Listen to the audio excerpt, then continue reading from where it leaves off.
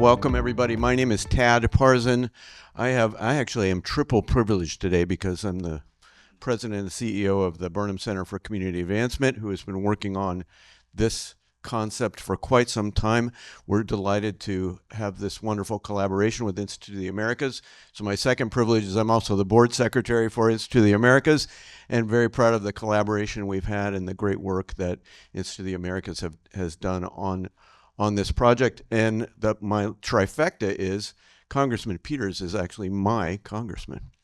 And I'm very proud of that for his both sensible and courageous approach to leadership in Washington and here in our region, advocating for our region in issues like this. As I said, I'm deeply proud of the work that's happened here, and we're looking forward to presenting it to you today. Institute of the Americas has been a wonderful partner to Burnham Center and taken the laboring oar on the research and writing, and I'm looking forward to them presenting this concept to you today. So welcome everybody. It's great to be here with you.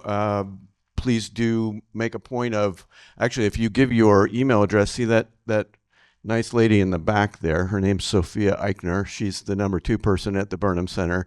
And if on the way out you would like to get on our mailing list to be at our events, we did something similar to this on the broader subject of nearshoring to capture the opportunity of the moment where our country is facing some both supply chain vulnerabilities, some national security vulnerabilities, and we at the Burnham Center and in conjunction with IOA see the moment as an opportunity to advocate more strongly for our region to become that supply chain and national security nearshoring solution that actually will improve quality of life, not just in our region, but throughout the country and the world.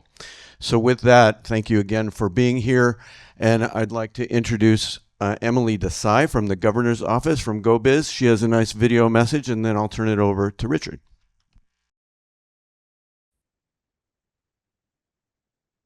Hi, everyone. My name is Emily Desai, and I'm the Senior Deputy Director for Global and Strategic Program Planning and External Affairs at the California Governor's Office of Business and Economic Development, or GoBiz.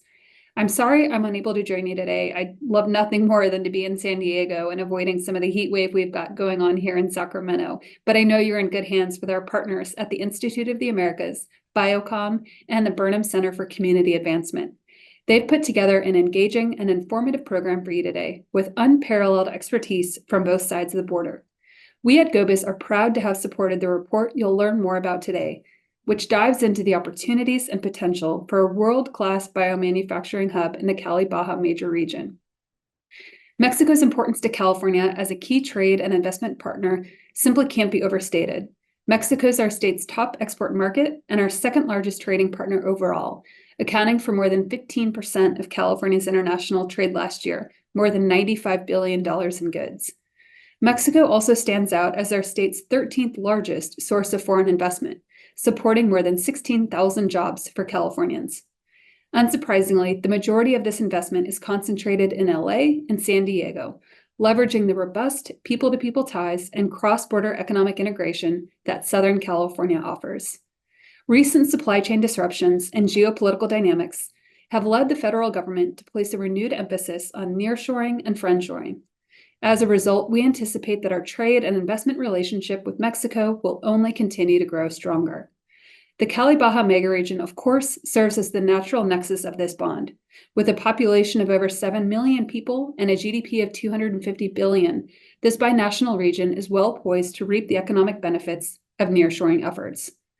The combination of California's exceptional life sciences ecosystem and Baja's manufacturing cluster make Cali-Baja uniquely positioned to emerge as the North American axis for biomanufacturing and pharmaceutical companies from around the world that are looking to shorten their supply chains and access world-leading talent. Our office is excited to support these efforts through our trade promotion and foreign investment attraction activities. In fact, we're currently exploring the possibility of bringing small businesses from California's life sciences sector to Baja as part of an outbound mission later this year. We look forward to working with our friends at the Institute of the Americas and Biocom to operationalize this mission, which we hope will facilitate even more opportunities for cross-border synergy in the strategically important sector. Thank you again to the organizers of this event, as well as those that have contributed their expertise to the strategy paper that brings us together for today's discussion. We look forward to working with each and every one of you to make the Cali-Baja megaregion even more innovative and prosperous. Again, I want to welcome everyone today, and we appreciate your the opportunity to have all of you here for this important session to release the Institute's report that we did in conjunction with the Burnham Center entitled Assessing Generic and Biosimilar Manufacturing in North America and the Potential Opportunity for the Cali-Baja region. Before we begin, I want to thank the sponsors of the study, which includes the Burnham Foundation and Malin Burnham, Steve Williams, Bill Coleman, and Christy Walton, the Alumbra Innovations Foundation. I also want to thank the co-authors of the report that, along with me, put together the analysis, John Fry, John, if you could stand, and Shane Christensen. I also want to thank California Go Biz, who's been a partner, and is they funded the reception and the forum here and helped bring some of the speakers to San Diego. As Emily Desai has highlighted, due to change in geopolitics and the move towards nearshoring, there's a unique opportunity to attract inbound investment to this region, and in particular in the area of pharma, this area that we call Cali-Baja. Our newly released study highlights that the United States has become overly reliant on China and India for generic pharmaceuticals. In fact, 45% of finished dose units and 60% of the API drugs that are consumed by the US market today come from China and India. The COVID supply shocks help reinforce this idea that we cannot be relying on any one country. We need to have more of that production closer to home. And what better place than to have it in North America, close to us, but also working in partnership with allies like Canada and Mexico. We've also seen that, particularly in the area of biologics, there's a growing dependency for many critical ailments like cancer, diabetes, cardiovascular, and mental health, where we need those drugs, and oftentimes the API is coming from China. I found in the case of my wife, who has had cancer and has been fighting that, she's had some specific drugs that she cannot have access to because of some of the supply shocks. So I've seen it actually on the home front. We've seen that in the case of Mexico, a lot of the pharmaceutical industry is concentrated in Mexico City, Guadalajara, Puebla, and Monterrey to some degree. Baja California has 4 generic pharmaceutical companies right now. We believe actually there's opportunity to do more in this region. In our binational region, we see a unique opportunity in the area of biosimilars, although I think there is some opportunity for API. But the unique opportunity with biosimilars largely lies in the fact that San Diego is one of the major hubs in North America for biopharma. We've got an amazing life science community here, and Baja California has the cost advantage for manufacturing. Plus, over the years, Ensenada and to some degree Tijuana has developed an ecosystem of life science professionals. In fact, the CSESE and UNAM are both doing work in marine biopharma. So we think there's a unique opportunity to bring a lot of these dots together. In the case of biosimilars, we see that the opportunity largely because we're really this industry is in its infancy. To date, the FDA has only approved 46 drugs for biosimilars, but there's other 118 in the pipeline. Right now, the United States controls 39% of market share. The question will be where future biosimilars will be produced. And I think that gets back to the competitiveness of production. Because as we've seen with generics, a lot of the generics have moved offshore to lower cost production areas like China and India. And in the case of what's interesting about Mexico versus India is that in the case of Mexico, Mexico actually has is aligned with FDA. In fact, the FDA right now is working to align its standards with COFEPRIS. There are some budgetary issues for COFEPRIS that the next president of Mexico needs to address. But we see a unique opportunity where in the case of India, India its standards are not aligned with either Europe or the United States or Japan. So we think that in some respects, there's actually even opportunity for Indian investment into Mexico so they could actually leverage the higher standards that Mexico adheres to as opposed to their country. So we see a unique opportunity here, and we have an amazing panel that will tell you more, and we'll get into more of the details. I also want to mention that our report is available online today. There's also a QR code in the back, which you can use to download it. At this time, though, it gives me great pleasure to introduce Congressman Scott Peters, who actually also is my congressman, and I've known Scott for over 23 years. He was my congressman when I lived in Carmel Valley, and I live in southern Escondido, and he's now picked up our district, so I'm really grateful for that. Scott is a real champion for San Diego. He's been a leader on veterans issues, on the military, on environment. He's an environmental attorney. And also, he's been a big champion for the life sciences. He's the founder and the congressional co-chair for the Life Science Caucus, the Congressional Life Science Caucus. So with that, it gives me great pleasure to introduce Scott, who will share his perspectives on this opportunity. Thank you, Scott. Thank you. I'm going to go over here.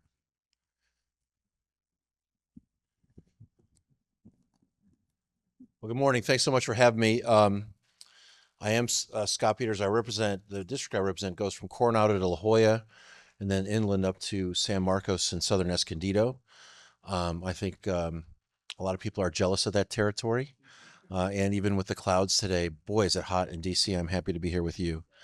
After I was elected in 2012, one of our party leaders gave me a valuable insight about our jobs. And he said that the job title and the job description were the same, representative. So I represent San Diego, and I've tried to concentrate in Washington on making sure I'm taking care of what's happening there that's important here. And I start by concentrating on the economic sectors that drive our economy, and the San Diego Regional Economic Development Corporation has identified 4. So what are they? 2 are very historical and obvious. The military accounts for about 20% of our jobs. We've been a proud partner in the national defense for over a century, and we've benefited from major federal investment here, most recently with a new training facility for the Navy SEALs in Coronado, and soon with a major redevelopment of the NAVWAR headquarters in Mid-City. Second economy is tourism. For decades, people have been coming here to visit, out of town, to coming for our beaches, attractions, outdoor beauty, the world's greatest outdoor downtown, the burgeoning arts and culture, the Mexican food, and which is not good in DC, by the way. They can't ever get the tortillas right. And the friendly temperatures. And for those of you visiting, please enjoy yourselves, spend a lot of money, and come back. The third and fourth sectors are our topics for today. The third is science and innovation. So we are the headquarters of Qualcomm. We've always led in telecommunication. And tech investment in San Diego will only increase as players from other regions come to get our talent. And I think you could see that just recently, Apple bought about $500 million worth of Rancho Bernardo because that's where they want to expand. We're also seeing major investments in artificial intelligence by homegrown companies and by newcomers, particularly around defense. But the gem is biotechnology. Mayor Pete Wilson decided to dedicate Torrey Pines Mesa to science in the 1970s. And today we're the 3rd largest life sciences cluster in the country. It's not Los Angeles, it's the Bay Area, it's San Diego, and it's Boston. So this is a really important place for life sciences. We've been home for a long time to world-class research institutes like Scripps Research, the Salk, Sanford Burnham Prebys, La Jolla Immunology, and UCSD. And much of this research is funded by the federal government in the form of grants from the National Institutes of Health, the National Science Foundation, and others. In fact, Biocom California's 2024 annual report found that the region brought in $2.2 billion in federal grants. And the private sector recognizes that the science here is world-class. We have over 1,000 companies turning basic research into therapies and cures. And while that number includes big corporations from around the world, Pfizer, Johnson & Johnson, Eli Lilly, and more, most of these 1,000 firms are small and scrappy outfits trying to solve hard science problems with private risk capital. and it's an exciting center of innovation. And the fourth economic driver is our border with Mexico. When I joined Congress in 2013, I asked Jerry Sanders, and still president of the Regional Chamber of Commerce, I said, what's the most important investment the federal government can make to help the San Diego economy? And he said, we need to invest in critical infrastructure along our border with Mexico. That's what he said we needed to do for San Diego. Border waits were averaging 2 hours, sometimes up to 4 hours. It was costing us billions of dollars in economic activity, tens of thousands of jobs. We didn't need a wall, we needed more doors. And he was talking about a gateway to encourage travel and trade between San Diego and Baja California with better customs facilities and additional vehicle and truck lanes.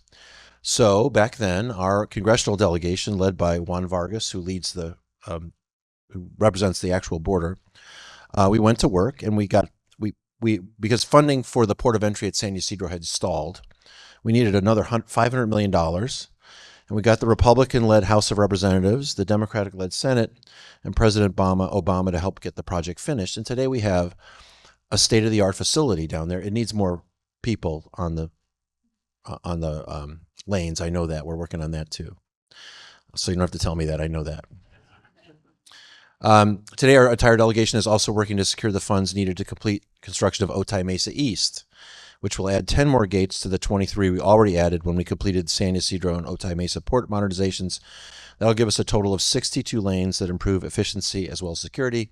And on that, we're frustrated with the time it's taken on our side. Mexico is so far ahead of us. It seems that when they decide to construct something and they fund it, they do it. It takes us longer. But you're getting a lot of attention in Washington on that issue as well. Both ports of entry are and will be state-of-the-art facilities. They boost commerce and enhance border security so that the goods and services we want can make their way back and forth, and we can root out what we don't want. With NAFTA in 1994 and USMCA 4 years ago, trade between the U.S. and Mexico has increased exponentially.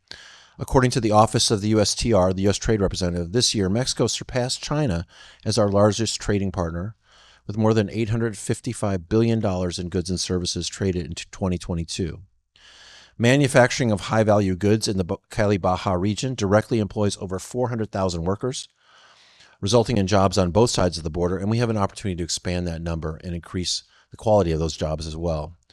I love this report from the Institute of the Americas on the Cali-Baja region's role in strengthening the U.S. pharmaceutical supply chain. It describes this region's strengths and provides a roadmap for it to become a future production center for generic and biologic drugs. And I urge you, if you haven't looked at it, it's pretty easy to flip through. It will become a document we talk about in D.C. But it is clear-eyed and also addresses some of the challenges ahead. One of the challenges was exposed as we faced the COVID-19 pandemic, as Richard said, our medical supply chain. We realized right away we didn't have even enough personal protective equipment, masks and gloves, but that is an easier problem to solve. Those are easier things to stockpile. The harder reality is that while there's no shortage of new drug discoveries happening in this nation, as a nation, we are experiencing a shortage of essential medicines our doctors and hospitals rely on to care for the sick and to keep people healthy. And earlier this year, we hit a record high of 323 active drug shortages in the United States. Many of the medicines that are in critical shortage are older, less expensive generic drugs, as we spoke about. These are drugs, the profits are no longer boosted by patent protection. They're not cash cows. So as demand fluctuates here in the United States, manufacturers sometimes see less of a reason to keep their manufacturing lines warm, or in other words, ready to produce low-cost drugs. So sometimes those lines are converted to other things, or the plants are shut down.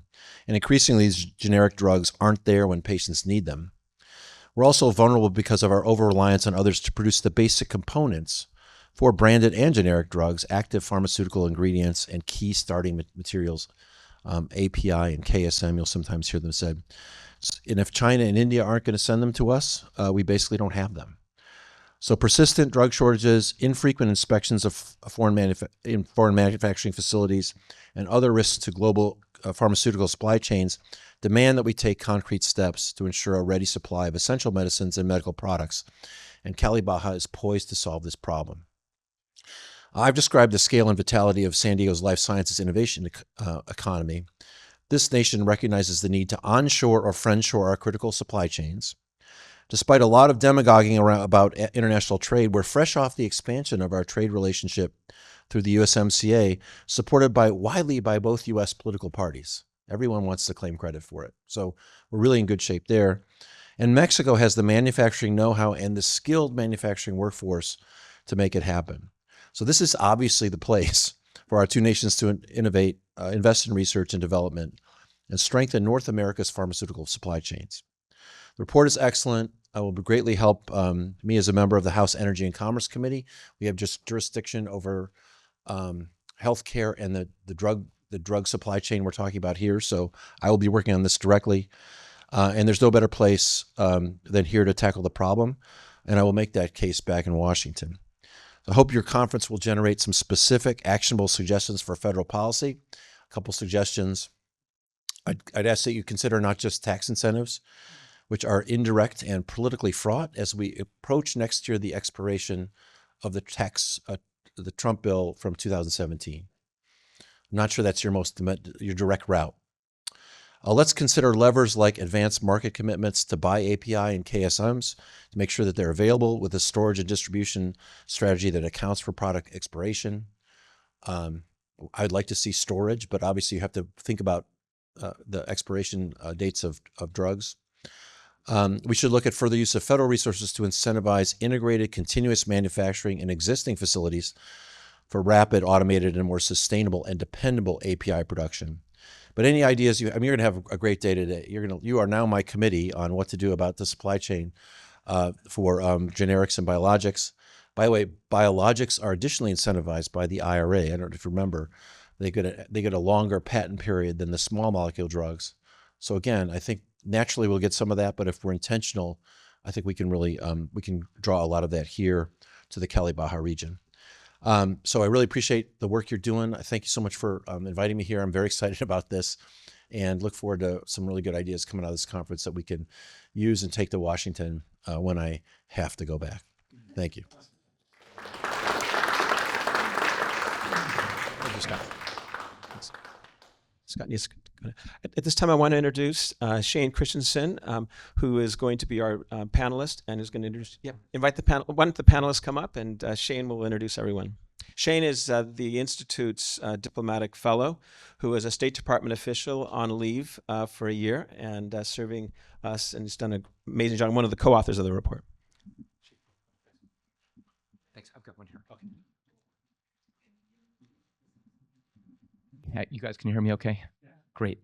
Well, thanks so much for being here. It's really a privilege to be here with our esteemed panelists. So I'd like to introduce now, and if it's all right with you all, I'll start with Ambassador Juan de Villafranca, who is executive president of AMALAF.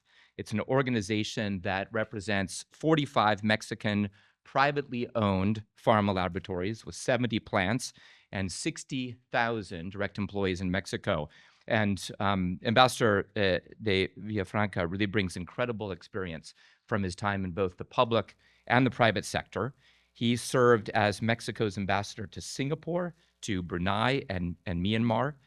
So a three-time ambassador. At Mexico's Secretariat of Foreign Relations, he was the director of bilateral technical cooperation, the Director General of Legal Affairs, and also the Chief of Staff to Mexican Foreign Secretary Fernando Solana.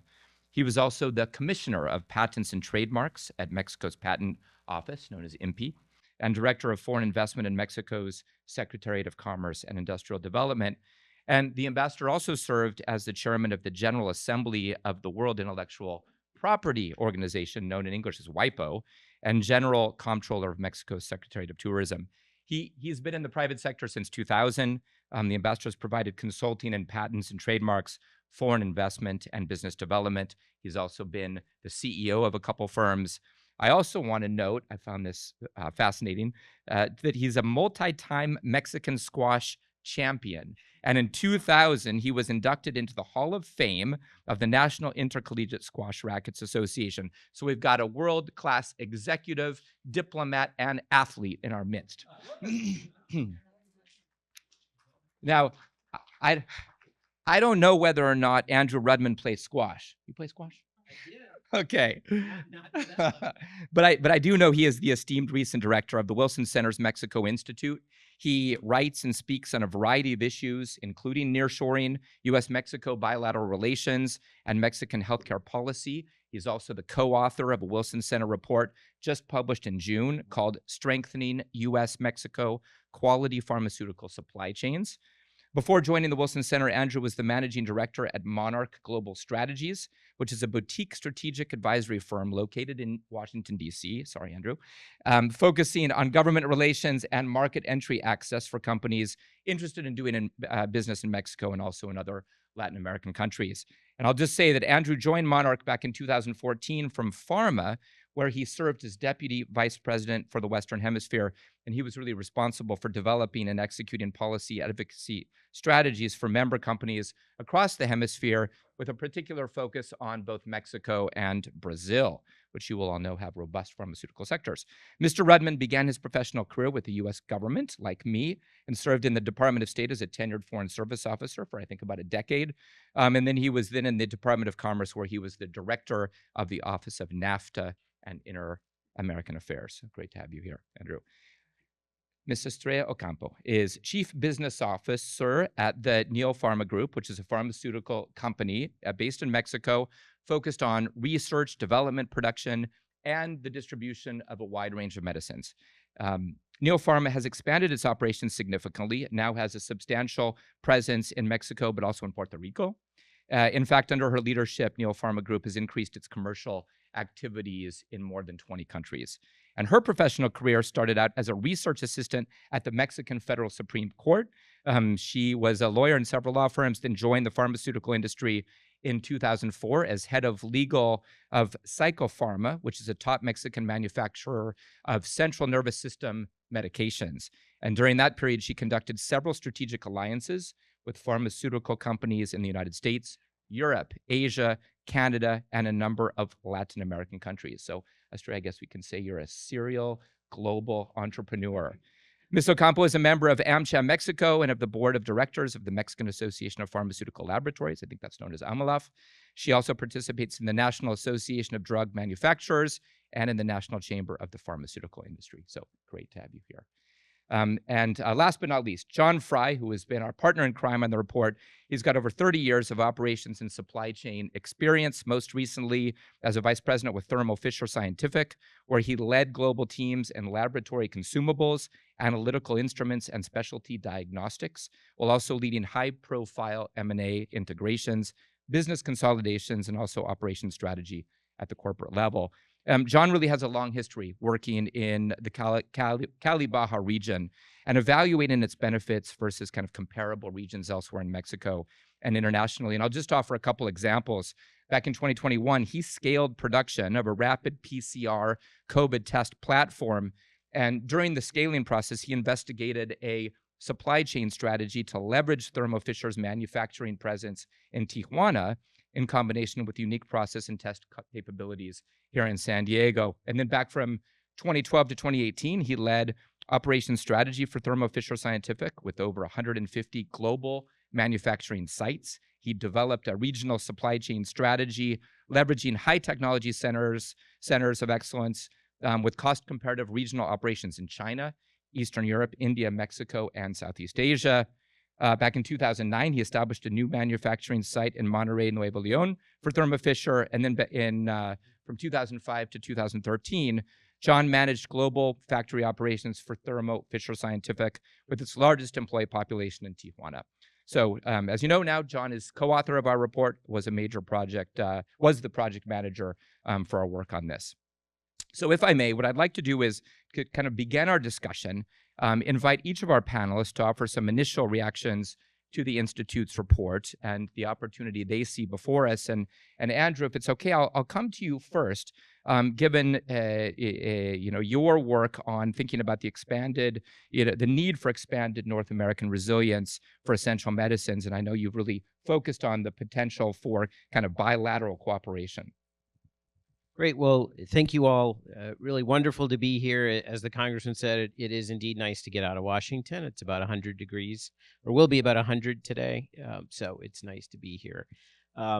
Yeah, I think that both in Richard's intro and the congressman, they both framed the issue really well, and I think so we really started to focus on supply chains. I think the average person sort of suddenly thought about or heard about supply chains during COVID-19 when we suddenly couldn't get stuff, right? And then you start thinking, well, wait, why can't we get it?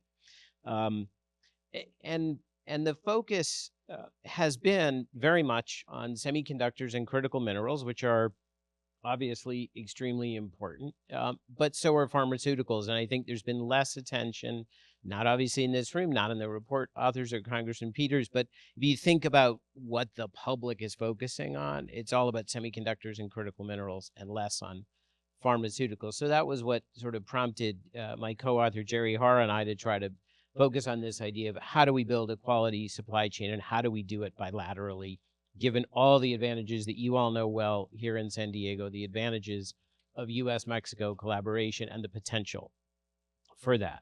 I think it's also important to remember that this focus on decoupling from China predates COVID. COVID sort of amplified it, but the truth is, during President Trump's first campaign and during his administration, there were already a number of steps to try to reduce that dependence, particularly tariffs on Chinese-made products. And of course, as we all know, it's really important for North America because of the integration of our three economies, because of the simple fact that pandemics don't pay attention to national borders. 48% of the API, the active pharmaceutical ingredient that we depend on here in the States, comes from India, and another 13% from China. What I think is even more interesting is that India is dependent on China for API. So a lot of the API that comes, quote unquote, from India is really coming, or the drugs that come from India are really coming from China. So we have a situation where we are really dependent on a single country or single manufacturers. U.S. Pharmacopoeia has looked at this. They've done a lot of work on supply chain and drug shortages and have found that there are a number. They looked at oncology products and found that there are many of the most important oncology products where 40% or more of production is in one facility, often in India. And what's even more alarming is often that facility also makes the best alternative to drug A. So they make drug A and they make drug B. And even if drug A is made in one facility and drug B is made in another facility, often they're both buying API from the same facility in China or India or wherever it is. So what you've created, or you have the potential for huge bottlenecks. And that's why the opportunity to expand the production and the reach is so important. It's a perfect example. We all talk about nearshoring and friendshoring and ally shoring, and this is exactly what that's supposed to accomplish, is to eliminate that dependence. I think it's important also to stress the goal is not to entirely replace Chinese or Indian production. That's not realistic in the short term. In fact, even Congress recognizes that in the Biosecure Act, which has a 7-year phase in to eliminate contact with particular Chinese firms. There has been work bilaterally and trilaterally on these issues. The North American Leaders Summit, which met in 2023, focused on efforts to improve to do better workforce development and biomanufacturing. They also made a commitment to update the North American plan for animal and pandemic influenza. Unfortunately, that update hasn't come out yet, and it's not clear with our election cycle and politics as well in Canada when there will be another North American Leaders Summit, but it's really important that NAPAPI is updated to reflect the lessons that we hope we learned from the pandemic.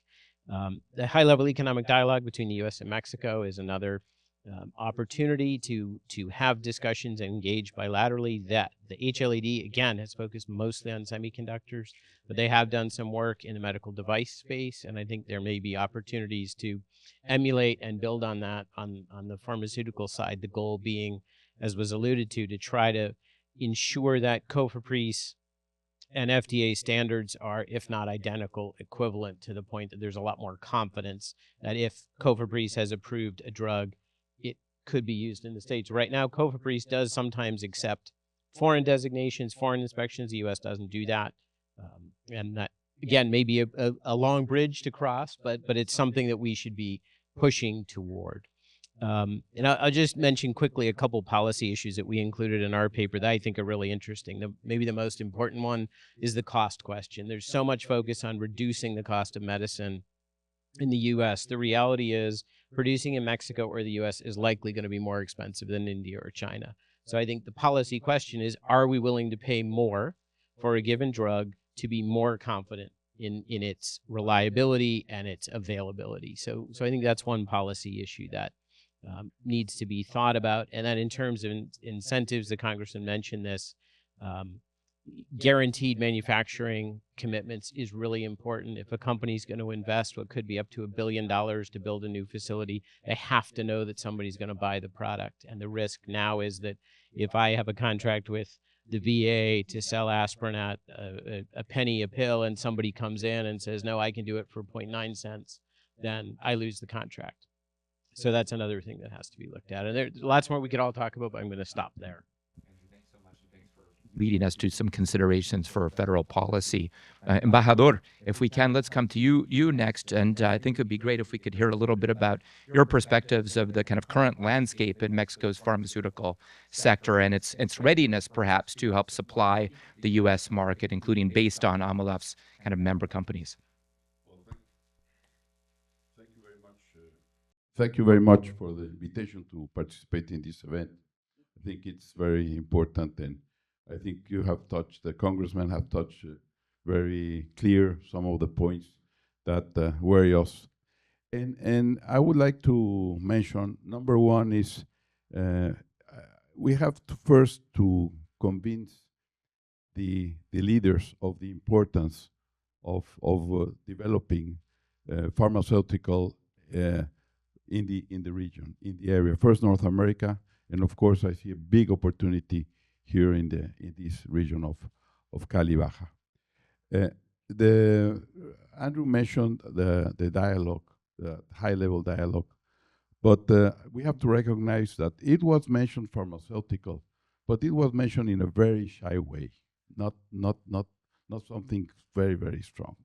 And I think it's something that we have to work all together through all the channels that we have, through the industry, through our congressmen, through our lobbying, of the importance of working together as something that is strategically very important from different points of view. Number one is, of course, health, to have access to new medicines, and medicines at a good price, and of course, of very good quality, which the medicines that are produced in U.S. and in Mexico have the highest standards. This doesn't happen with some of the standards that come from India, unfortunately. And also, as economic development, I think there's a tremendous potential to grow this. I would like to use an example. I have mentioned this example in other forums. It's when we entered NAFTA, was 40 years ago, 30 years ago. Nobody believed that it was going to be such a strong impact because of the difference in the level between US and Mexico. I had the chance to participate during the NAFTA negotiations. And I can tell you that, for example, in auto parts, we were able to develop something tremendous between US and Mexico, where we have parts that start in the US, they go back to Mexico, then they go back to the States. At the end of the day, have a fantastic product.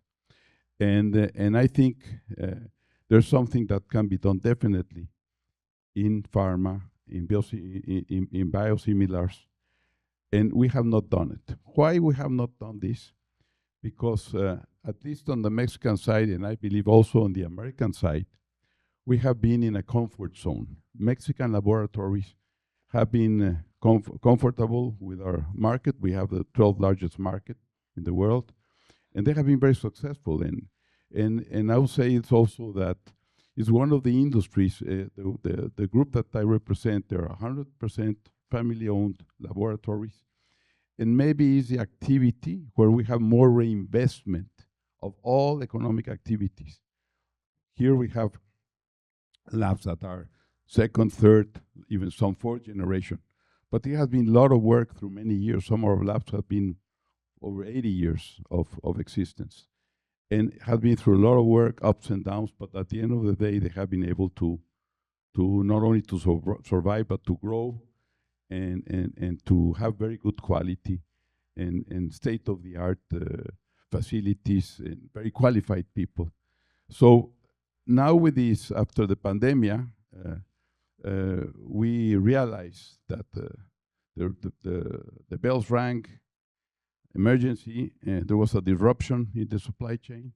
So we're now in a new world, and we have to take advantages of this new world. So this new world has made us to open our eyes basically towards United States. We have been working in AMELAB now for 2 years in this project. We've made a number of trips to Washington, D.C., where we have met with officials from the State Department, from Department of Commerce. We're working very close with FDA. We are now members of United States Pharmacopoeia. We just had last month a workshop in Mexico where we had people from US Pharmacopoeia, Pharmatech, that gave a training course to the Mexican regulatory people. So we're working in this. It's a long-term project. Nothing happens in pharma from one day to another. And definitely we believe that to work something, the opportunities are tremendous. We also realize that it's very dangerous how we depend both US and Mexico from China and India. Of course, this cannot change from one day to another, but we need to strengthen what is happening in North America. Also, we have some companies that produce APIs. One of the companies that produce APIs is under Astrea's group. We have other companies that are producing APIs. But I think there's a fantastic opportunity. You know, we need each other. We really need to depend less of China, of China and India. That's a strategic situation. And of course, here at the end of the day is that we need to bring medicines to all the people at a good price. So I think the challenges are big, the opportunities are big, but here we are looking towards north.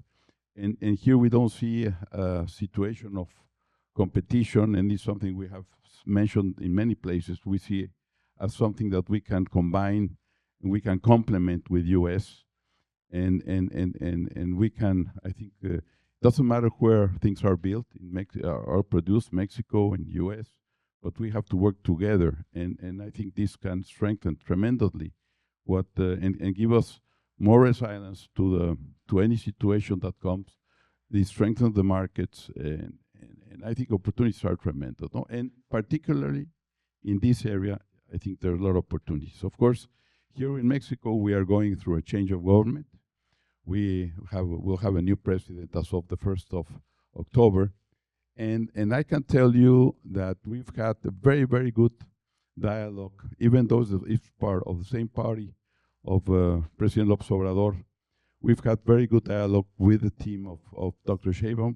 We've had meetings with her, and we have been with her before when she was mayor of Mexico City, but also who has been appointed as Secretary of Health in Mexico, Dr. Kersenovich. We've had very close approaches with him, and he's very, very sensitive of the situation, of the regulatory matters, of course, of all the purchase of medicines that the government do, but also something that we started to talk with him is about nearshoring and working with the United States. It's as mentioned in a very shy way still, but we'll have meetings with them, and this is part of what we have to convince them of the importance and the potential that we can have if we work together between US and Mexico, and not only in generics, but also in biosimilars. I think it's a tremendous opportunity that we have, a lot of challenges. But I think these kind of forums and, for example, the paper that was done, that we got very recently, I think it's very well done, very well written. It really resumes very well the situation. We'll have to work a lot on this. So this is so we'll continue with our strategy to try to convince congressmen in Mexico, both of the House of Representatives, of the Senate, people from the media, and of course people from the federal government, that we have to get this dialogue at a very high level, and from there I think we have to convince them of the importance and the opportunities that we have now. So that would be basically the first ideas that I would like to share with you. Thank you very much. Juan, thank you so much. And maybe just to preview an upcoming question, I'd like to ask you a little bit more about your perspectives on kind of the incoming Mexican leadership. But Estrella, if we can, let's come to you, because you have a unique perspective leading a Mexican pharmaceutical company that has operations in the United States through its subsidiary in Puerto Rico. And I wonder if you'd share with us, your views about the potential opportunity you see in our region. Thank you. Thank you. First of all, I was listening to everyone and I was trying to understand the landscape and making me the question, why Indian and Chinese companies have been so successful into an international process, whereas Mexico hasn't been developing. The thing is, it's not about luck. When we try to approach and we see the difference between Mexican and Indian companies, I would say that Indian and Chinese companies had a policy that was devoted to create those kind of companies.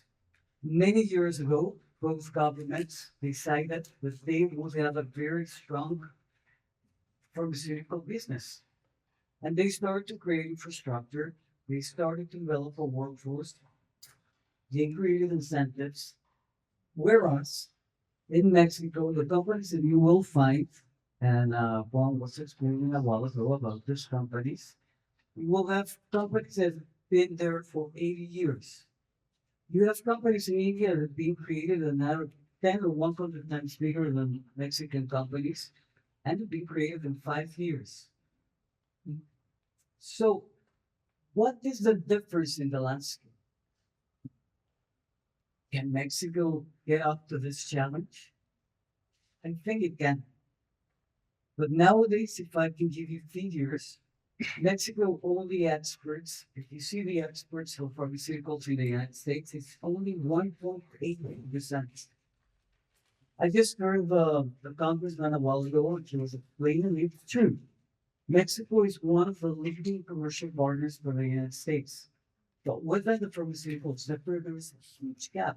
1.8 is merely nothing. So how can this bridge be approached? And let me explain a little bit my case. And I can proudly say that, for example, 2 months ago, it was 1 month ago, in the Select USA Summit, the Secretary of State, Anthony Blinken, said Neo Pharma, which is a company I belong to, he expressed it into his speech and explained the investments that this company, his Mexican company, is doing in the United States. What is the difference of this particular company? We decided that we start growing, and I think it's the story about many companies worldwide. First you start, you get into your domestic markets, and the point comes whether you start investing in other fields or you do an international project. For Mexican and Latin American companies, the usual thing is to go to Latin America. There's an element of fear. But I think that the regulatory frame of the United States actually makes it easier than to enter other markets. Another thing, and I come back again to the example of the Indian and Chinese companies. Why don't Mexican companies come more to the United States? You need to do it by yourself. There is no tax incentives, there's no financial incentives. That was one of the reasons we came to the United States. The access to capital that the United States has was one of the aims that we got. We were talking a while ago about the biosimilar, the biotechnological fields. That is something doable, but it requires resources. So you will find a lot of different venture capital, you will find the stock market, etc. here in the United States, whereas in Mexico, you have to do it with your own resources. So that's one of the reasons why you will not find a lot of Mexican companies coming to the United States. All the investments have to be borne by the company itself. So how did this company find those resources? Well, this company lived through an organic growth, a leap of faith. It's a family-owned business and started with a modest capital in Puerto Rico, and from there started with this organic growth. It is a challenging process. The United States market is a market that requires, it's very intensive in terms of capital. If you need to deliver a new ANDA, which is a new generic product, or you need to expand your facility, or you need to go through FDA regulatory processes, you will need capital. So if you ask me, how can this company or other companies come more and be more successful? Allow them to understand the whole infrastructure of incentives and the whole pathway, and therefore they will be less fearful of maybe losing all of what they have created through 18 years. So this company in particular, as I said, started with this infrastructure project in Puerto Rico. And we're very happy now to be expanding this project. And we were talking with the embassy of the United States in Mexico, and they were telling us, well, we like this project a lot, not just because we not only invested in the United States, where you are now exporting from the United States, and that was one of the other reasons we came to the United States. There is no other country in the world that has as many treaties as the United States. So now we are probably going to Asia, to a facility in the United States. So for the Cali Valley region, I think that many good stories are about to come. But I have to say something, and maybe it will be afterwards. I will go more in depth into it. You have to see Mexico. The United States is a very mature economy, so you can cluster it. Mexico, you will need to see it as a whole. We cannot depend on one region in Mexico in order to enable you to have all what you're looking for as a partner for nearshoring. Mexico can deliver, but as a whole, not just within one region. That would take many years. Thank you so much for those insights. John, if you don't mind, just maybe underscoring a couple of the key insights and takeaways that we find from the report. I think that's useful for folks here, and maybe speak a little bit to this region's kind of comparative advantages. Yeah, and I'll speak also to this. I think you're right about the Cali Baja approach. We'll need a broader Mexico approach as well. But yes, let me first of all thank you, and I want to thank the Burning Center and the Institute of Americas for sponsoring this research. It really opened doors to us so that we could talk to leading voices on the topic. And so what I thought I would do today is kind of give you a little bit of a highlight on how we conducted our research, and then I'll point out a few of the solution sets that we put in our paper that you can now get online. And then perhaps I'll talk about a few that have kind of a Cali Baja application. So we started our research with more of a North American view.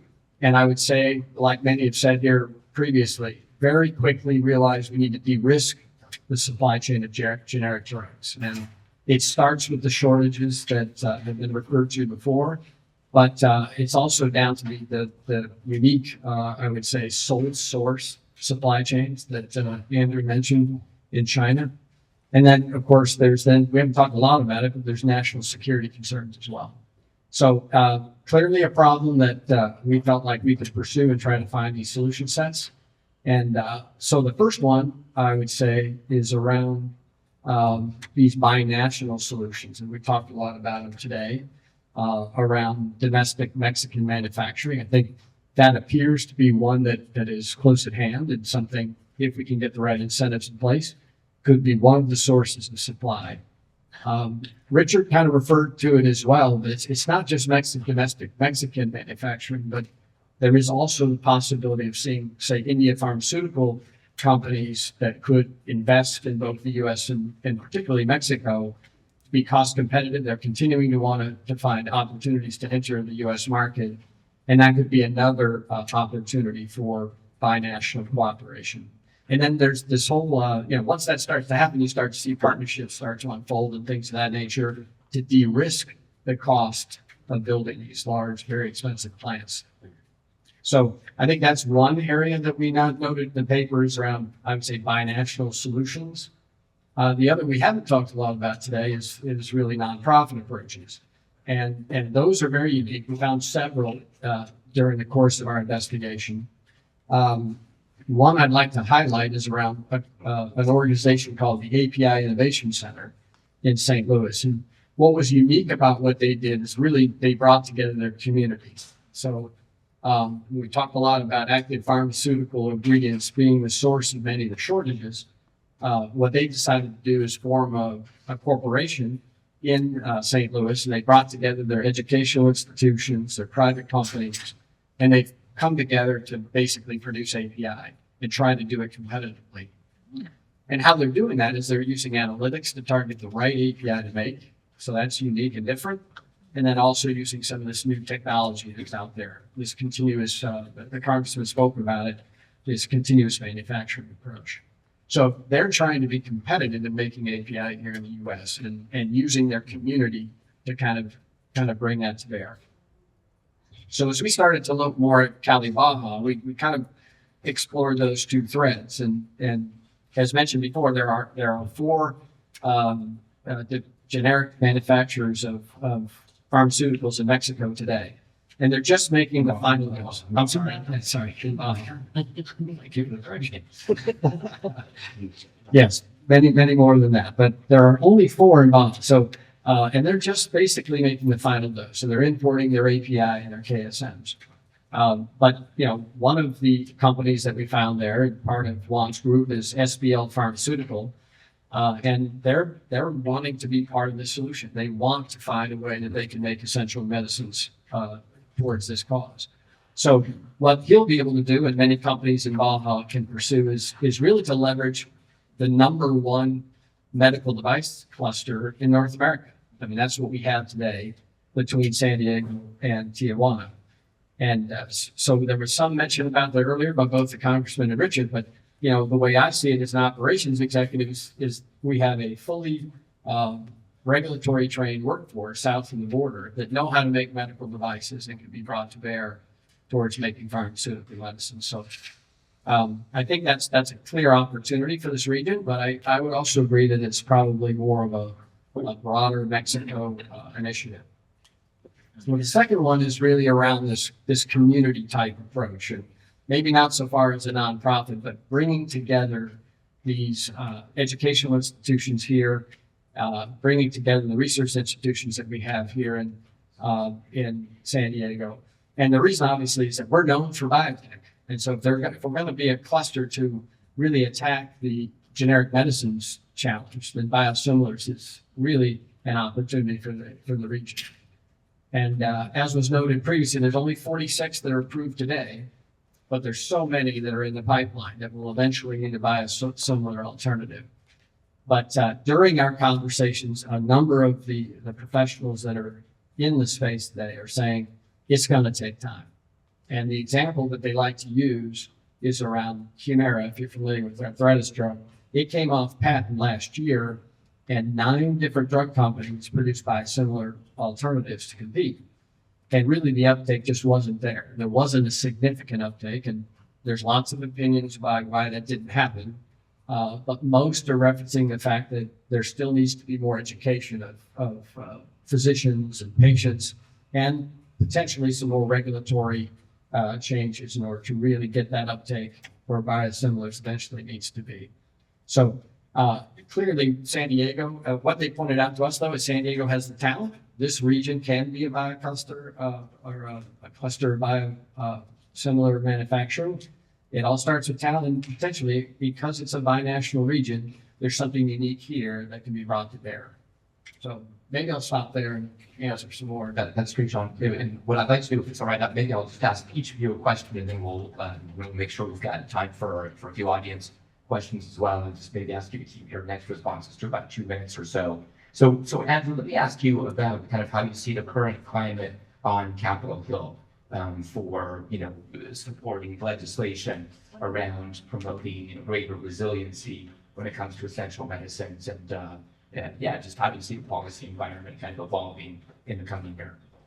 Well, sure. And I think the first thing to say is that Washington, both on the Hill and the executive branch, there's a lot of focus on this issue more than there was in the past. There are a number of pieces of legislation moving through Congress that make reference to this issue, to calling for studies to look at the risk of drug shortages over the different time periods to complete reports, depending on which legislation it is. Many of them, which I think is really interesting, gets to this whole point of what's the North America piece of it is that a number of the pieces of legislation talk about Buy America and domestic U.S. production or production in, it either says trade partners, which would be Mexico, or there's a separate piece of legislation that talks about OECD members. Mexico is also an OECD member. So I think the people are aware of the fact that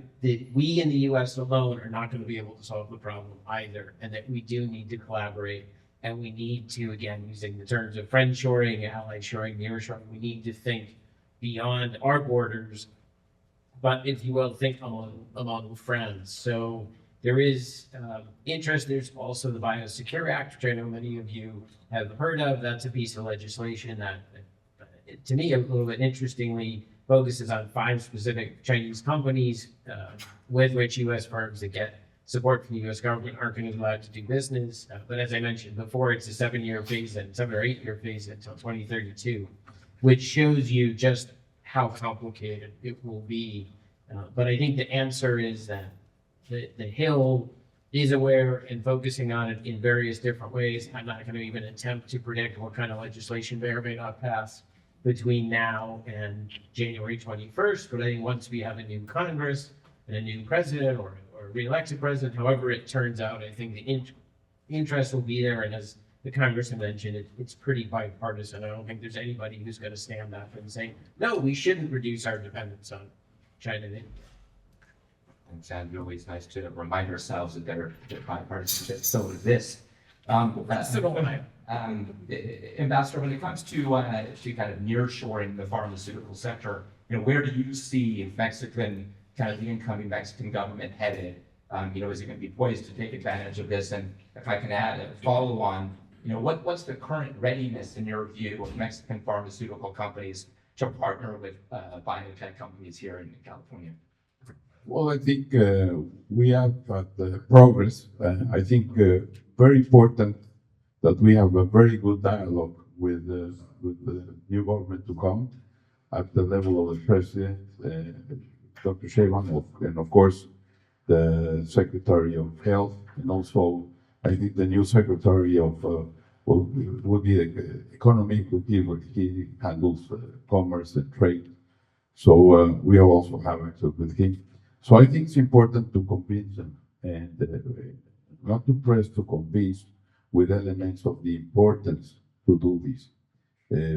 As I mentioned, from a strategic point of view, from health and also the economic development. So I think we're on the right track. And I think here we have to work a lot in, number one, the advantages that this can represent in terms of having more pharmaceutical products available, but also it's very important to educate them, because sometimes people believe that pharma can move very fast. Pharma moves at their own pace. When we talk about biosimilars, if you start from scratch, it takes about 8 years to be able to come into the market. So I think here what plays a very important role is intellectual property. We fully respect intellectual property. We are believers of the patents. If someone develops something, they should get this benefit of having the possibility to be the only company to explode that invention. But also it's important that we have a healthy environment.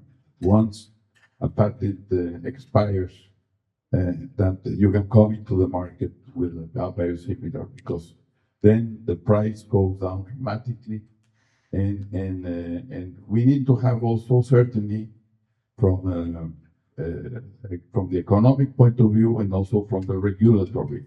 So here also we have been working very close with COFEPRIS in terms of something we're pushing is to strengthen the harmonization between US and Mexico. And I think some of the that we are advancing right now is that a lot of our plants in our organization, some are already FDA approved. Some of them are in the way to get approval from FDA, which is important from a cultural point of view. But as I mentioned, Mexican companies are willing to invest, and they reinvest. Other business people, once they are successful and they make money, they move away to another activities. In case of pharma in Mexico, it's reinvestment. And when we talk about reinvestment, doesn't necessarily mean that they will grow the current plant, because many places where the plants are, they're already limited in terms of size. And I'm sure that if we open the eyes, there can be opportunities for new investment. And of course, new investment has to be in areas that play a strategic role. And here, I think this region of Caribaja plays a strategic role. And we have right now, of our 45 labs, we have 4 in the region. The 2 main clusters in Mexico are Mexico City, where Neopharma is, and also the other, maybe the largest cluster in Latin America is Guadalajara. Ignacio Luna, he's from Guadalajara, he's here. He represents DCO for 2 labs in Guadalajara. He's vice president of the AMELAF Association, but he has very strong ties with all the group of Guadalajara, which is very, very big. So a lot of these new middlemen, which are second generation, but very mature second generation, I think if opportunities arise, I'm sure that we can work things together. No, it's not just going alone, because going alone is very complicated. But that's why we find strategic partnership with US. A lot of things can happen, no? And we recognize that this region, especially San Diego area, is one of the key places where bio has been developing. So I think a lot of opportunities. So we have to have a plan, have a strategy, and then see how we can begin to work together between the private sector and also between the governments. The universities play an important role.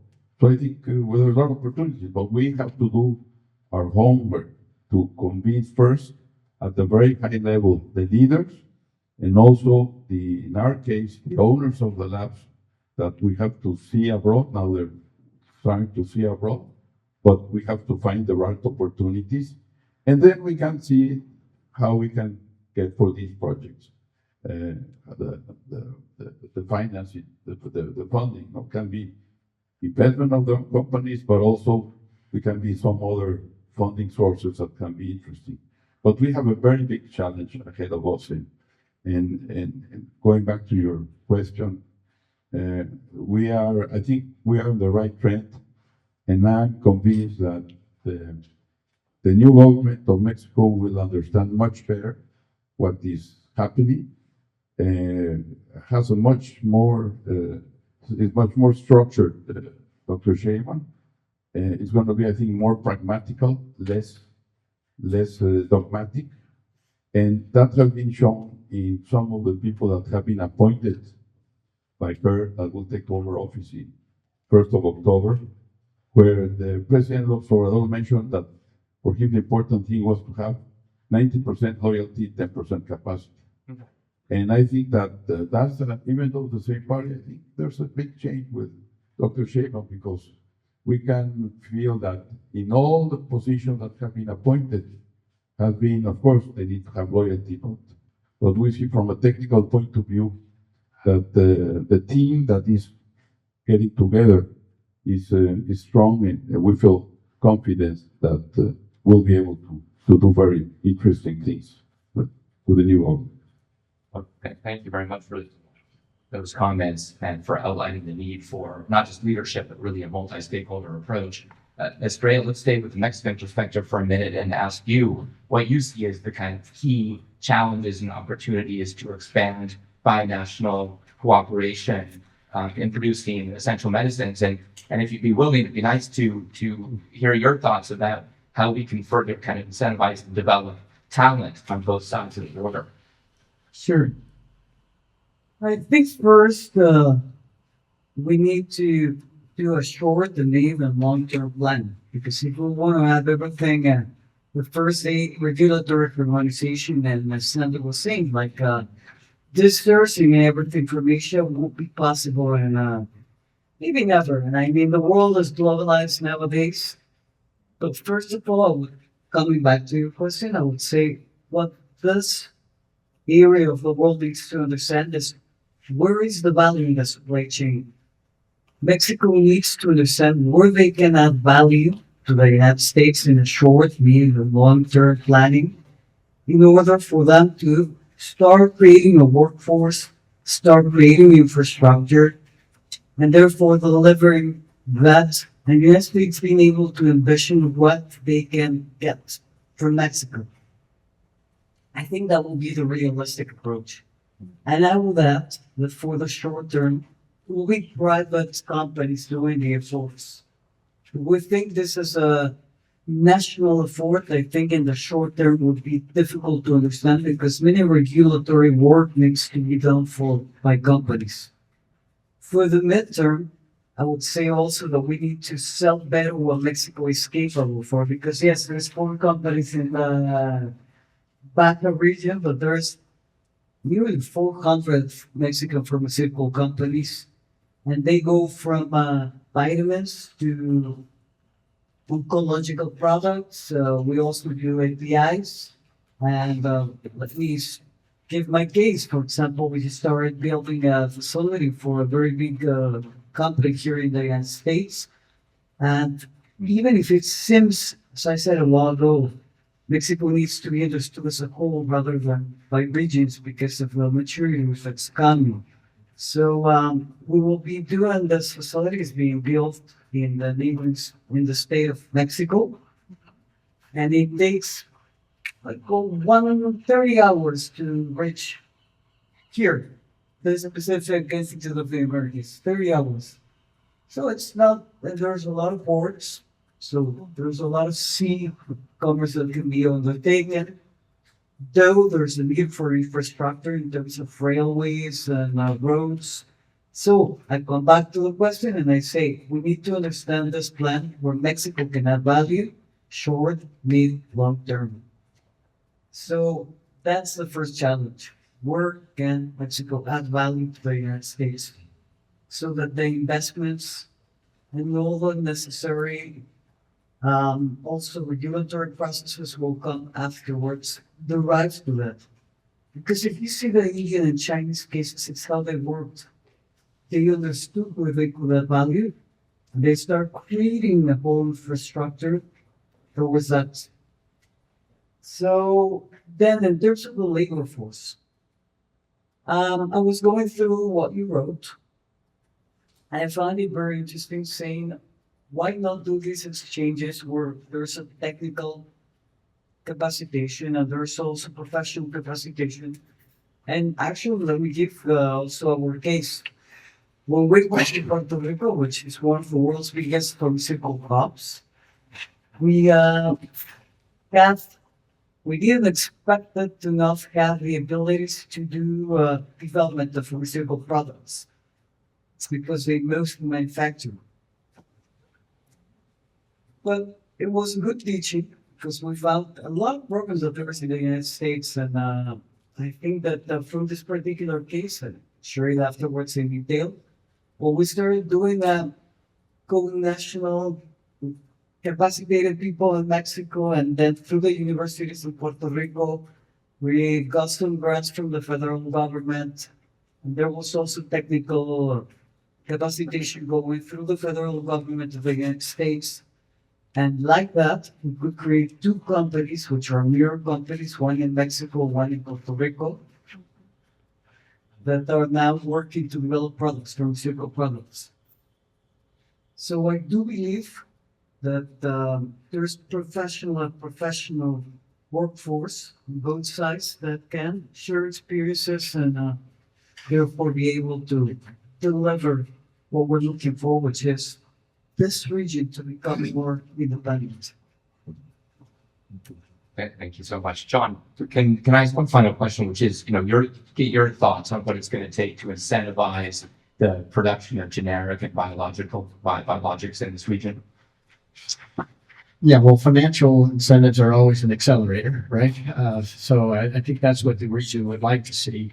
And I think even the congressman mentioned that, but it's difficult to see that in the near term being the solution. But yeah, both countries, both Mexico and the U.S. government, are offering incentives today to generic drug manufacturers. So they're there.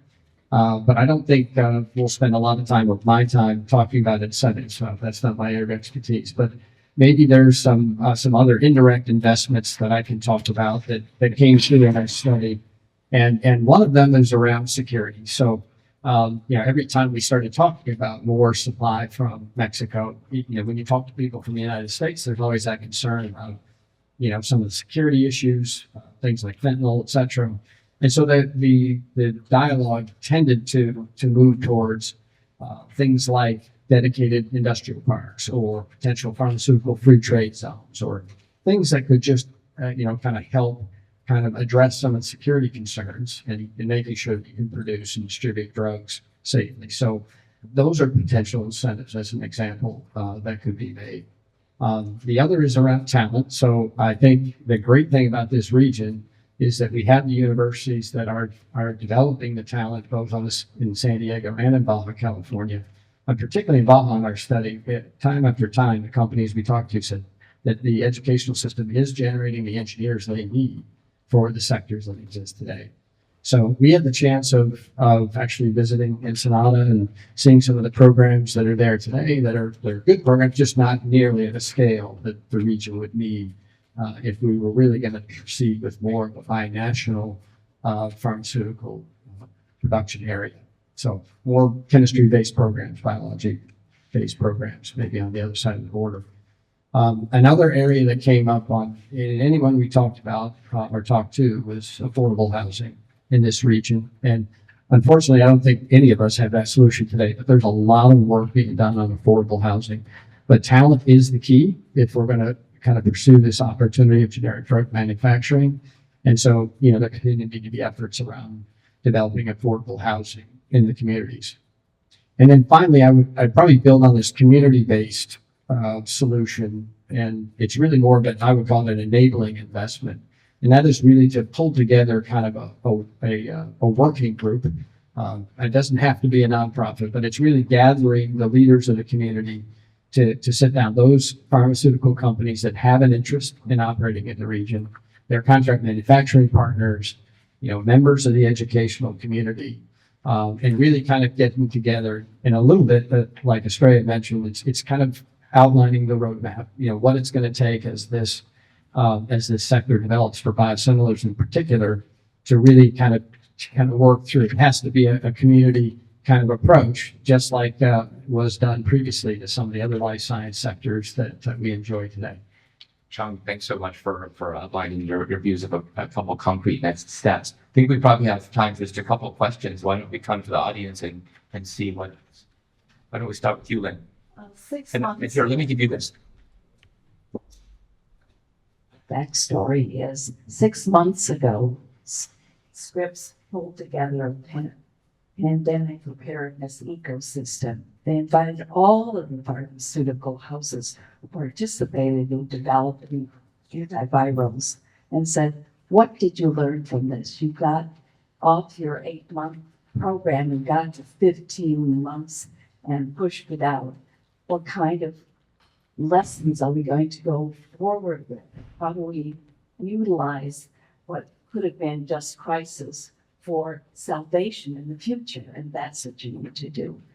Pulling together, we've got neighbors right here on this campus who are doing identical work, but not at such a narrow wall again.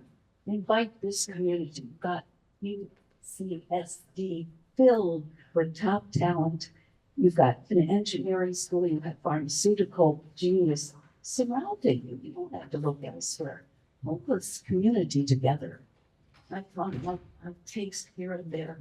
And I mean, I've got notes that blow you out of the water. Good, thank you. Was there a question there too, or? I'm just saying, Okay, look around you. thank you so much. It's right here. Thank you. Any other? I just had one question about the, whether or not we only have 40 something of the BioLine that are accepted. What about European certification? Yeah, again, I won't say that I'm an expert on biosimilars, but they're ahead of us. Their legislation is ahead of us. There are more approved biosimilars in Europe than there are in the U.S. today. Obviously, there's a history there that I won't spend a lot of time on, but that's one of the things that we can point to in the U.S. is that, you know, we have a very mature market in Europe that have many more approved biosimilars. And I would say there are even politicians that are referencing what has been done in Europe to try to get more uptake of biosimilars into that region. But why not go there for the accreditation and then come to the U.S. because the U.S. accepts generally European certification. Why go through the U.S.? Why not go through Europe and then to the U.S.? Well, Doesn't work. That's very easy. No. I don't, my understanding is FDA doesn't accept other registrations. There are collaborations between the more advanced regulatory agencies, the US, the Swiss, the Europeans, the Japanese, but as I understand it, European authorization does not automatically convert US access. It often works the other way around. You get FDA approval, you can often get into another. Okay, I see a lot of it. People feel secure about the European certifications. Oh, no doubt. And so, at least online, Yeah, but I'm not sure that FDA agrees with um, that, right? I mean, people import drugs, right? There's importation right. from Canada, et cetera. None of that is authorized by FDA. It doesn't mean it doesn't happen, and it doesn't mean they aren't safe, but they're not authorized. Maybe we can take one more. Did you have any questions? Oh, sorry. I would say in general terms, there's like 5-6 stringent regulatory agencies in the world. We have VA, the EMA, we have Japan, Australia, Canada, and usually less advanced countries will take those, but even if you go to African countries, you will have to go to regulatory processes, through the regulatory processes. And the European and FDA, even if there is certain coordination, you will still have to go all the process. Okay, so one more question here. Hi there. Vina George, I serve the Greater Yuma Port Authority 3 hours east of here. So I take your 100 degrees and raise you 126. So You win. and again, I guess just going back to everybody wanting to keep the costs low, and this is just in retrospect. So average, I want to say industrial land leases for $16 to $22 a square foot here in California. If you were to take it to Yuma, for example, it'd be $2 to $9 a square foot. And that's within a 3-hour shot. And if anything is going to be done in the Mexicali region, that's within 45 minutes, logistically speaking, would make sense, right, on the cost aspect. My question is more or less on the FDA inspection. So, you know, we can manufacture all we want, but as soon as they're going to start to the import and export aspects of things, does CBP have some of the jurisdictions on the FDA regulations? Like, for example, our ag inspections, you know, CBP has the ag inspectors, but then USDA would, quote unquote, take over on something that they're not qualified in. So So because of the fact that this is going to be an emerging market here in the Cali region, like has the private sector started that conversation with CBP and FDA to ensure that the loads aren't held at the port of entry, and to expedite more or less those entries coming into the U.S. It's very impressive. You've stumped the panel. Yeah. I mean, FDA inspections tend usually to be whether the manufacturing process is being done correctly, whether the company, whether it's clean enough, and then, all the dust and consistency and all the things so that you're sure, the FDA is sure that the medicine that comes out of Estrella's plants is safe. So I would think CBP would be more verifying, that a load that's coming from Estrella's plant is really from her plant. But I'm not really sure exactly what the nexus that you're describing. It makes sense. And USDA doing food inspections and CBP checking it, and it's probably a good parallel, but I'm not sure exactly how it works. John, did you have something you wanted to add? I was going to echo the same thing that my experience is that there's a tremendous amount of oversight by FBI on how the product's made. There is obviously, there's a tremendous amount of documentation that travels with drug products. But when it gets down to how the product gets inspected or what, with the resources you're speaking to, it just is, unfortunately, I just don't have that now. Sean, would you mind sharing your mic with them? Okay. Well, I think regulatory matters are critical, definitely critical. And it's something that we have to work with the different agencies. They're very jealous of their job. But I think they're conscious that they have to in one hand, be careful to have in mind the possible risk to the people. That's very, very important. But I think the dialogue is very important. That's why we have to convince from a very high level, of course, respecting and be aware of and avoiding any possible risk, that there's a positive attitude towards the regulatory, to have a good regulatory framework. No? And I can tell you that in our case, biosimilars in Mexico have a weak regulatory framework. It's obsolete.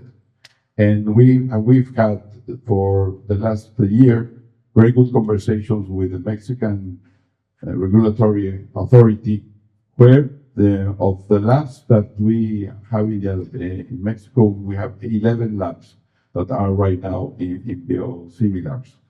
And we have had this dialogue, and in this dialogue, we are putting down very clear what is needed to promote the development of production of biosimilars.